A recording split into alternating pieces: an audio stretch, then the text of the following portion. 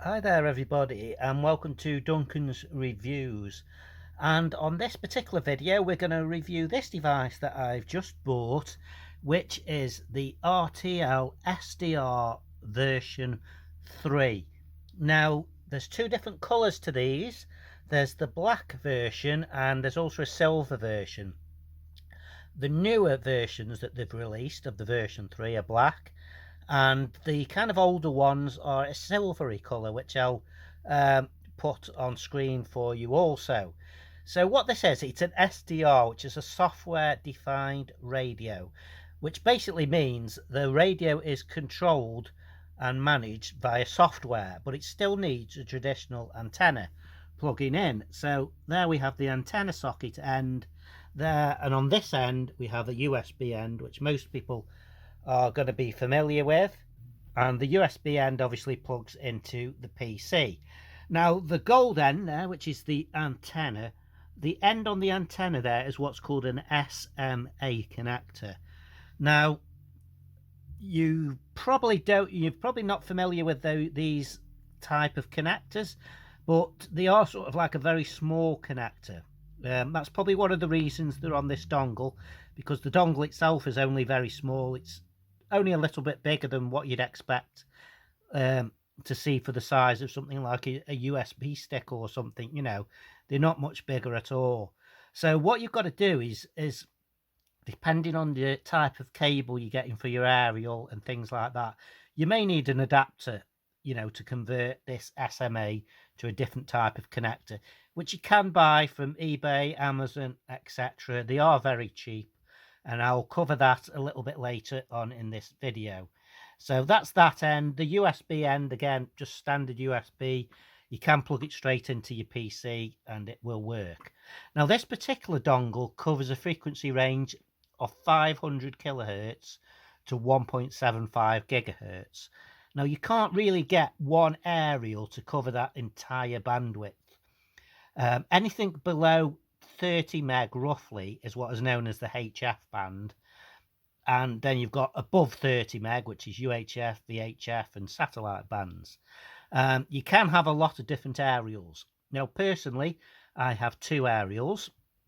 I'll cover these later in the video, but I've got a HF aerial which covers below 30 megahertz, and I've got what's called a discone aerial which covers above 30 megahertz, all the way up to like 400-500 megahertz in there. So this, you can do a lot with these devices. You can listen to a lot of different things depending on where you are in the world. There's going to be people watching this video in United States who are going to hear different things than people watching this video in the UK.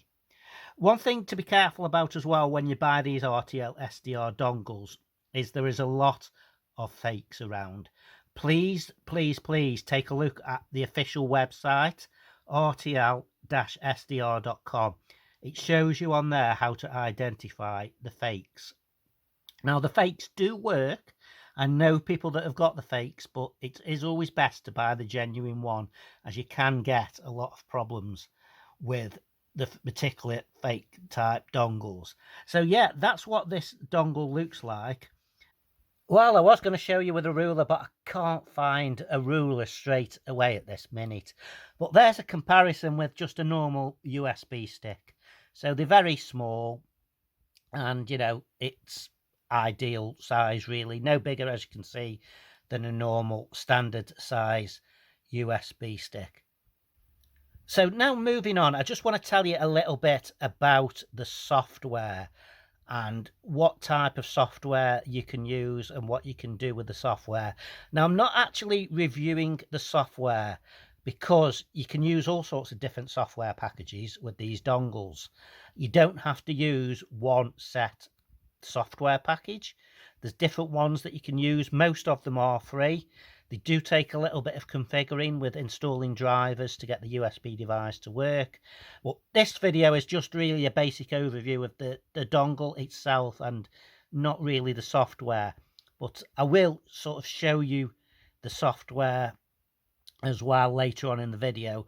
But now let's just jump in and I'll show you where I've got this connected on my PC. So this is how my RTL-SDR is currently set up. What I've got here is I've got a little USB cable coming out of the front of my PC going into the RTL-SDR dongle. Now the reason I've not got the dongle plugged directly into the PC is because it is recommended that you do use some form of USB cable.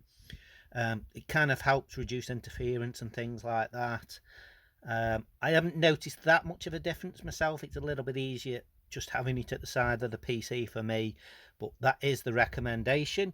So I've got that coming off that little USB cable there, and then I've got a converter there which converts it to a PL259, and it then goes into a switcher. So I've got my two aerials there.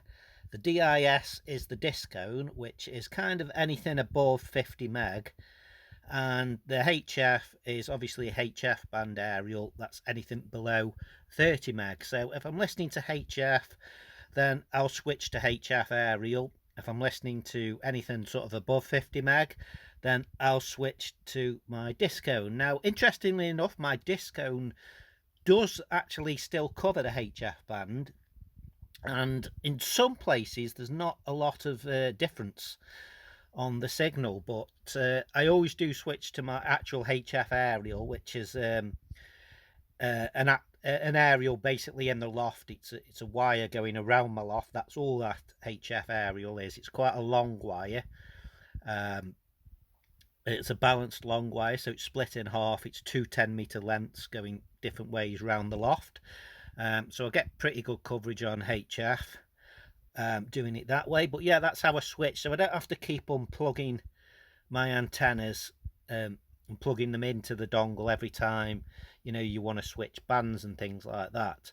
It's a bit of a crude setup, as you can see. It's sort of like cable tied to a leg of my workbench here, but the main thing is it works, and I haven't got to keep unplugging aerials and plugging things back in every time. The dongle's down there.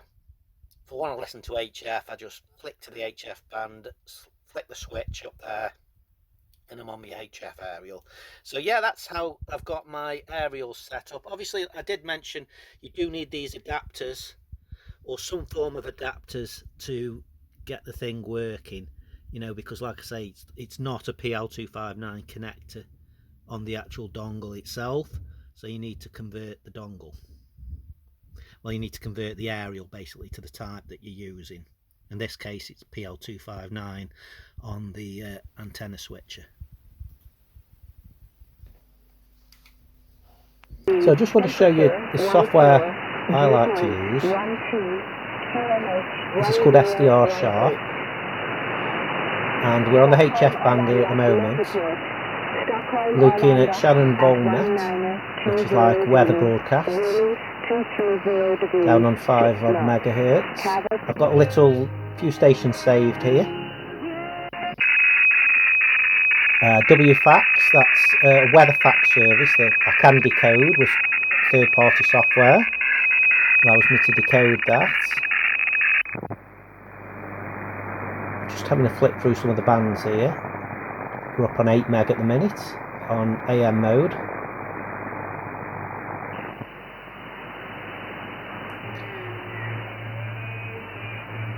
It is night time here when I'm just showing you this, so some of these shortwave stations you pick up differently daytime compared to night time due to propagation and things like that.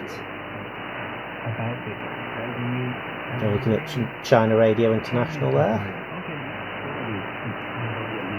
Sometimes I can pick up a lot clearer than this. I'm on my HF aerial at the moment. Up to 25 meg at the minute. Not a lot round that band really. Right, QRZ, I think I heard a Golf Zero station, go ahead. On the amateur band now.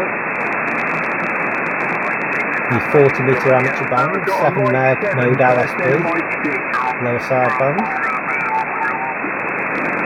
I've got a few channels saved here, but I'm just flicking around manually, having a look what there is. Sometimes it's busier than others on this particular band.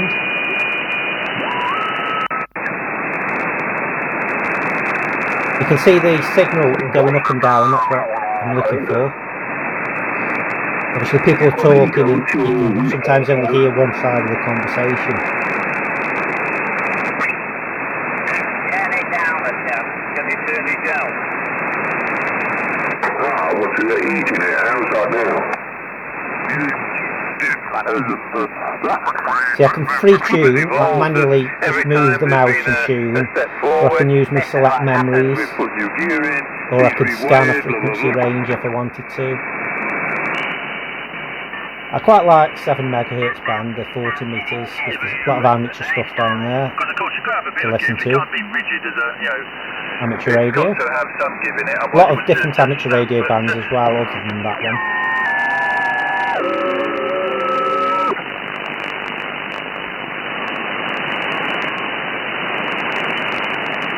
You can get a lot of different plugins as well for this SDR studio that can do a lot of different things, like the frequency manager and other different things.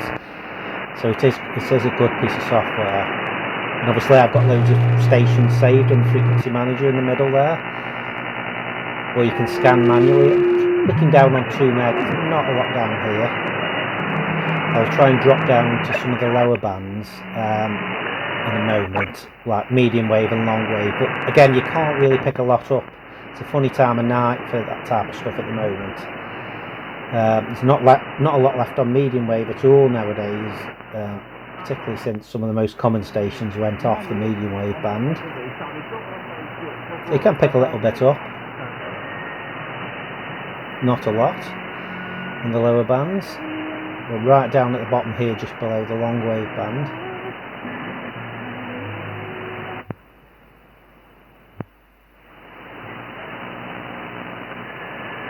It was back in the day that these bands used to be full of interesting radio stations, not so anymore. You can pick a few things up. You get probably around Shropshire and Staffordshire, Derbyshire area, for me, around those locations. Maybe some further away sometimes, depends on the signal of them, but there's not a lot down there tonight at all worth listening to. I have got a little bit of interference on these bands, so do ignore the constant repeated signals going up and down, some of its interference.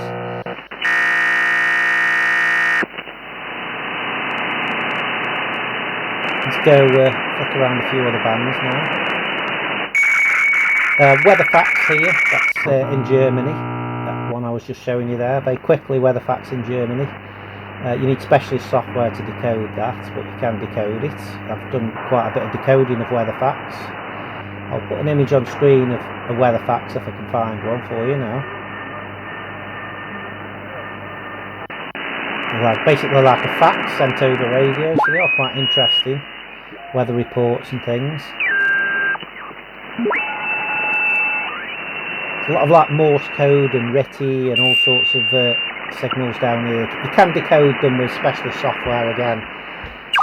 You just link it with this software, but once you get used to using this AirSpy or other software, you'll figure out how to use the other software to link into this to decode Morse and RTL and other software that you need to do all these different signals that you can hear. I'm up on the 10 meg band now at the moment.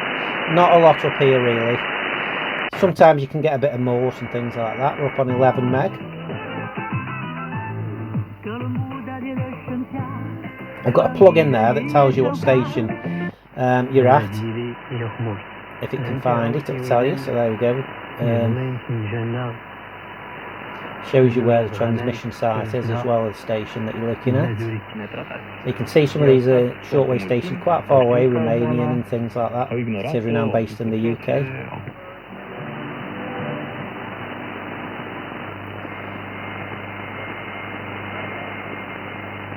They're up on 12 megahertz at the minute on mode AM, which is what the shortwave broadcasts are broadcasting. Again, a bit of interference up there on 14 meg. There is an amateur band there, 20 metre amateur band. It's dead sometimes for me at this time of night, but it's worth just having a look around.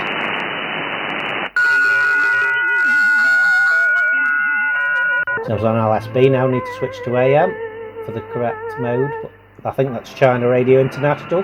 You always play that type of music. If you listen to the shortwave bands, you'll know what I mean. Lo hicimos Blin ahí en el centro de la defensa.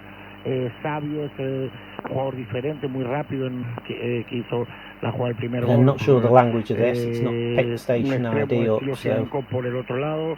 Aleix es cada vez some languages I'm okay with, some I'm not okay with. So I don't know what that is exactly.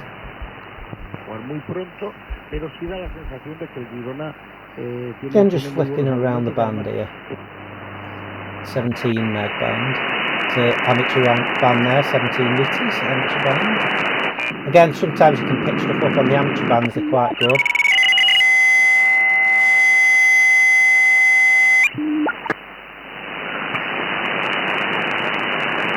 From 20 megahertz at the moment, not a lot around here. You get these random beacons and things like that. Some of them I think are aircraft beacons or something to do with aircraft, I believe, around this frequency. I think something to do with America, but somebody will correct me on that, no doubt. There's all sorts of strange things. I have picked some interesting things up in the past on these bands. So now what I'm going to do now is switch mode. So we're going above the HF band now, and I'm going to switch to my disco and aerial, which covers a wider frequency range above HF band. So I'm just going to have a look around the normal radio band now, FM radio. That's broadcast in wideband FM. So this is wideband FM. I've got, obviously all these station names are things that I've saved in the station name, so we know what the name is. Lots of different stations. It picks up quite good on FM. You know, some of it is I find I love how you've gone from like talking station in a minute if I can, with a bit more talking. I'm here. I love that. I've heard great things about Manchester Pride. I'm sure it'll be brilliant. Let's go down to somewhere like find BBC Radio 4 if I can.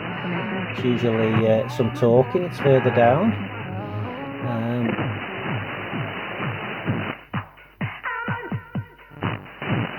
Bit of Living Joy, I'm a Dreamer. There we go, Radio 4. teachers receive from government is less than £300 a month, barely enough to pay for transport. So nice and clear, you can zoom in and out. They've effectively been on strike, and zoom in and out on the signal. That's a crystal clear signal, really good strong signal from BBC Radio 4. Extra. How many subjects did you do today at school? 2.